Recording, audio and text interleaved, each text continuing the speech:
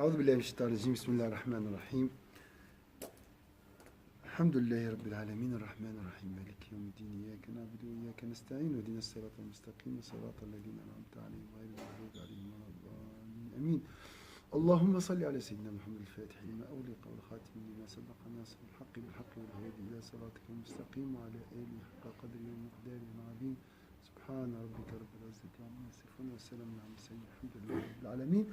Voilà, on va voir la prière sur le prophète sallallahu alayhi wa sallam à travers le verset 56, Surat al-Ahzab. Surat al-Ahzab, je crois 33. Alors, qui peut me dire la traduction de ce verset? Inna Allah wa malaikatahu yusalluna ala al-nabi ya ayyuhalladhina amanu sallu alayhi wa sallimu taslima.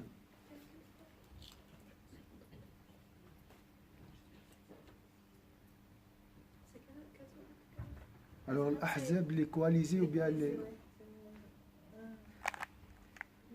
33 33, verset 56. Certes, Allah et ses anges prieront sur le prophète sallallahu alayhi wa sallam. Ô les croyants, priez et saluez comme il faut. Hein? Adressez-vous les salutations. Et adressez-vous Adressez vos salutations. Vos salutations. Vos salutations. Et adressez vos salutations. Alors, si vous regardez les versets avant ce verset, vous allez constater quoi? On parle de quoi avant ce verset? Avant ce verset, on parle de...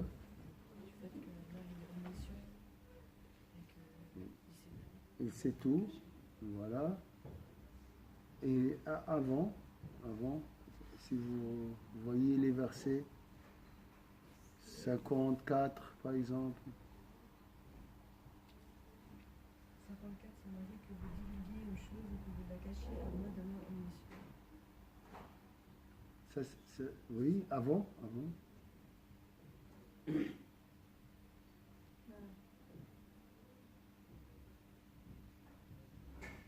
4, 5 versets avant. Là, il parle des femmes, de pas prendre de... La famille du prophète. 51 par exemple, oui. La maison du prophète, sallallahu alayhi wa sallam. Ça, c'est la maison. Hein. Voilà, on parle voilà, du respect du prophète. Donc ce verset était révélé dans ces circonstances. Respecter le prophète, sallallahu alayhi wa sallam. Respecter la grandeur du prophète, sallallahu alayhi wa sallam. Donc, il y avait des gens qui ne respectent pas vraiment, ils n'avaient pas l'habitude, voilà, pour eux, voilà, le prophète, sallallahu alayhi wa sallam, est très pudique. Il ne peut pas faire une remarque. Il ne peut pas faire des reproches. Non, tu ne dois pas faire comme ça. Vous êtes chez moi ou monsieur, tu dois respecter s'il y a des règles ici. Non, il ne peut pas dire comme ça. Alors, là, nous a révélé un verset pour nous montrer la grandeur de la station du prophète sallallahu alayhi wa sallam. Azamat maqam al-nabi sallallahu alayhi wa sallam. Hein? Est-ce que c'est clair ici? La grandeur de la station du prophète sallallahu alayhi wa sallam. Il faut le respecter. Donc, on prie sur le prophète sallallahu alayhi wa sallam pour considérer la grandeur de sa station. Pour l'estimer aussi. C'est le verset qui suit que c'est compris. Voilà. Le verset qui suit le 56, voilà. Il est très intéressant. C'est là qu'on voit si tu offenses Dieu et son prophète. Donc en fait, c'est vraiment Dieu et son prophète. Les deux. Et le respect de ces femmes aussi. Hein? Je ne comprends pas le mot salir quoi exactement. Pourquoi on doit la prière? Oui. C'est quoi prier? Prier sur le prophète, ça, oui, ça non, mais c'est non, mais c'est des doigts. c'est de demander Alors- l'intercession, parce que quand on fait des prières, Oui. c'est pour demander quelque chose. Oui. En général, moi, je Oui. n'arrive pas à comprendre le sens Alors, de les la prière. ulama se sont divergés sur cette question. C'est quoi la prière d'Allah sur son Voilà, messager? c'est ça que je... Louer, faire ses éloges. Allah loue son messager. Ouais, c'est ça. Constamment. Yusalluna, maintenant, demain, hier, toujours.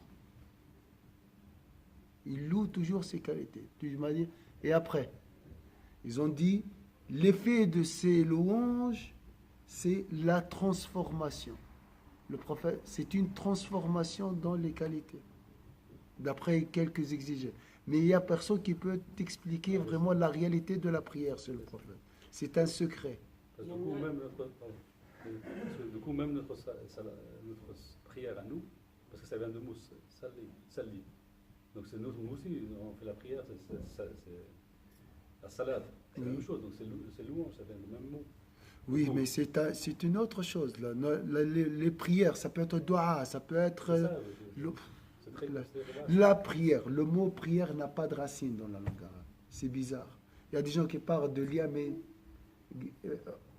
au niveau de la langue, il n'a pas de racine. C'est rare hein, de trouver un nom dans la langue arabe qui n'a pas de racine. Parce que c'est mystérieux. La prière, elle est liée à Allah, Azza wa Jalla. Et Allah est illimité. Il n'a pas de limite. Est-ce que vous voyez? Aussi la prière sur le prophète sallallahu alayhi wa sallam. Elle émane d'Allah Azza wa Jalla qui est sans limite et vers le prophète sallallahu alayhi wa sallam qui est aussi hein, un océan de beauté et de perfection. Comment je peux comprendre la relation entre Allah et son messager?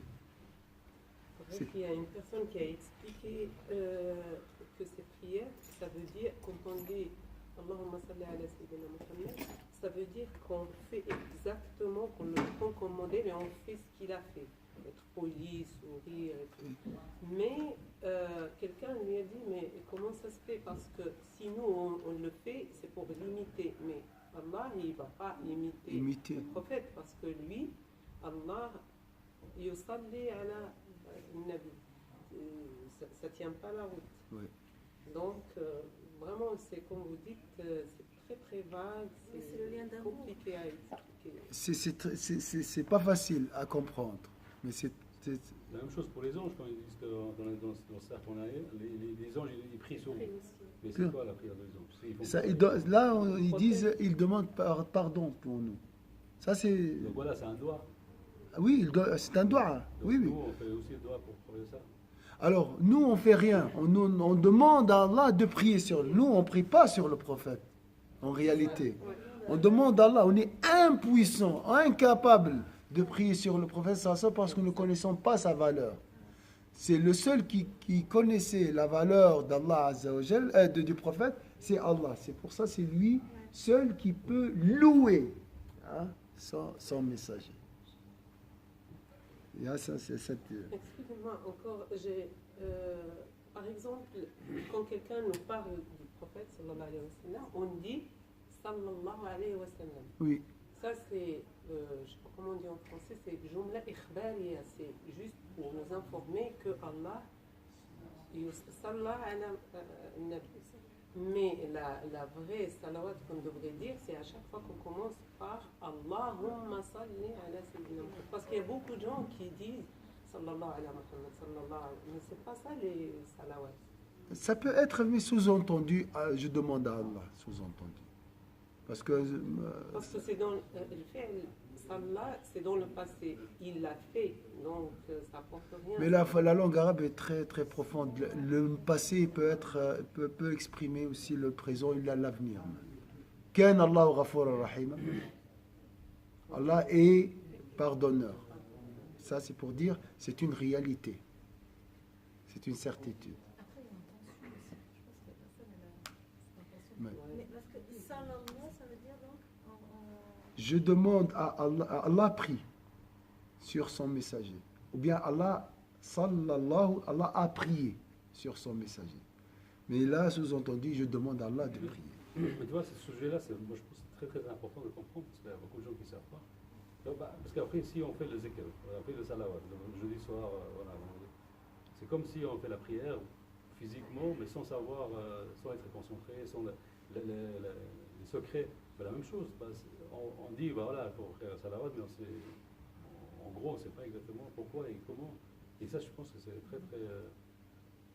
Très important d'approfondir, de faire comprendre, d'apprendre. parce que plus on comprend, plus on va être concentré, plus on va être faire du cœur. Oui.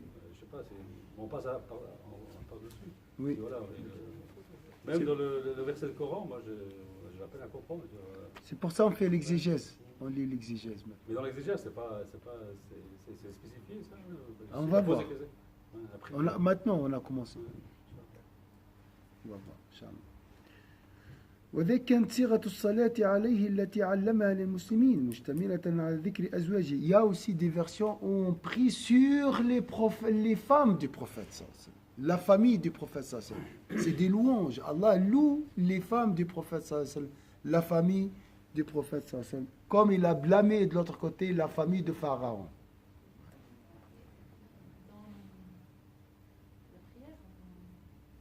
Dans la El-Nabi, oui. El-Nabi, c'est la famille. La famille, oui. Et même dans une prière, forme de prière, on dit Azwajihi, les femmes. Là, on mentionne les femmes du prophète sallallahu alayhi wa sallam. Nous prions sur eux, dont je demande à Allah d'augmenter les faveurs et les qualités, d'illuminer davantage les qualités des femmes du prophète et la famille du prophète sallallahu alayhi wa sallam. وليجعل ذلك تمهيدا لأمر المؤمنين بتكرير ذكر النبي بالثناء والدعاء والتعظيم. Donc ici, l'objectif de la prière sur le prophète, c'est estimer, vénérer la station, la grandeur de la station. Azamati, maqam, c'est très fort en arabe.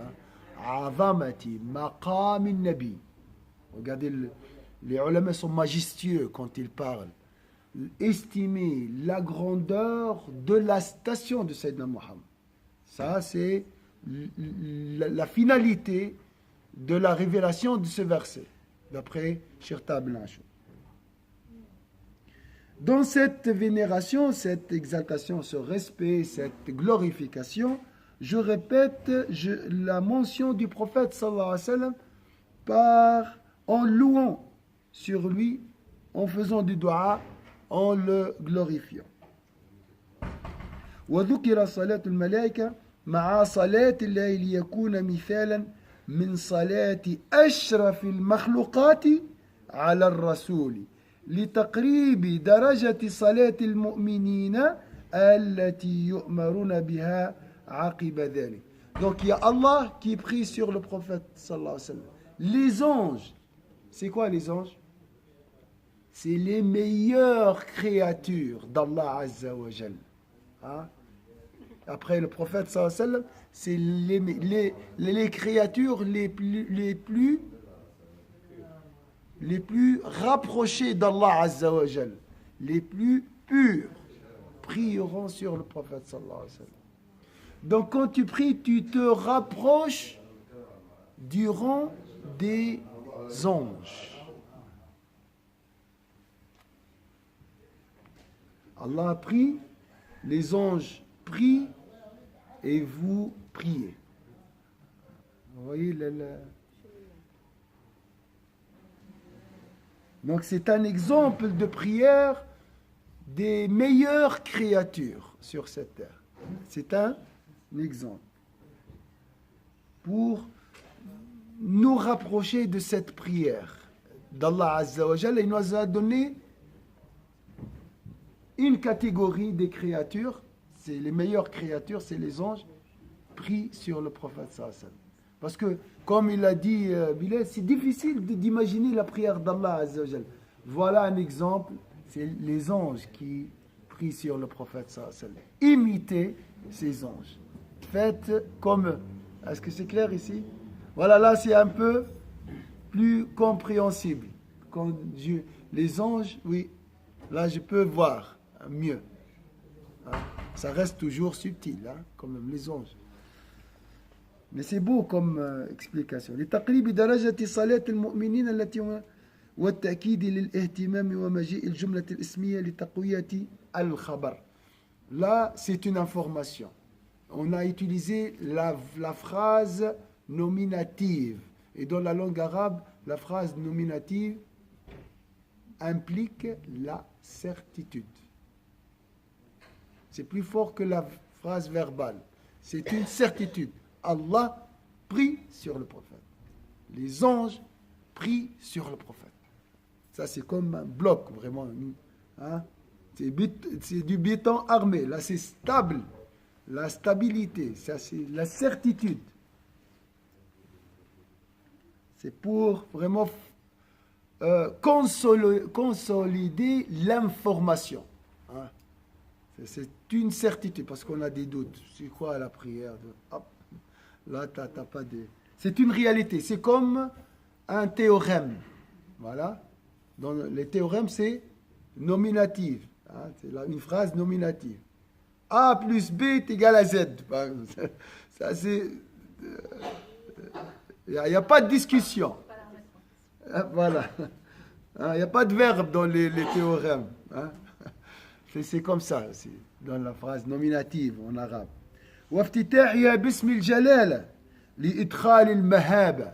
Pour la rendre glorieuse, cette information, on a commencé Inna Allah. Le mot Allah, on commence par lui. C'est glorieux. Tu vois, Cheikh Bilal, quand tu regardes le Coran à travers les connaisseurs comme Cheikh Tamla, tu comprends beaucoup de choses. Inna Allah, il a commencé ça, c'est pour mettre de l'ampleur, hein, l'aura vraiment sur cette prière. C'est Allah. Ça commence par c'est faible quand je dis c'est faible. Inna Allah, ça c'est fort. Je commence par le nom d'Allah. Hein? C'est pas n'importe. Hein? C'est l'heure. Quand c'est beau, ça. Inch'Allah, la prochaine fois, Inch'Allah. Comme ça, vous venez. Oui, c'est l'heure. C'est là. C'est le suspense marketing spirituel, ça.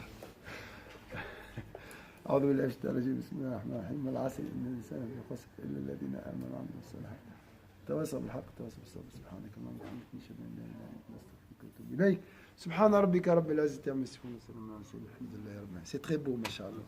Cheikh Ibn Achour, un grand savant. Alors on va continuer tout le mois de Rabi' al-Awwal sur le prophète sallallahu alayhi wa sallam. Comme ça, Inch'Allah, Allah nous donnera l'amour sincère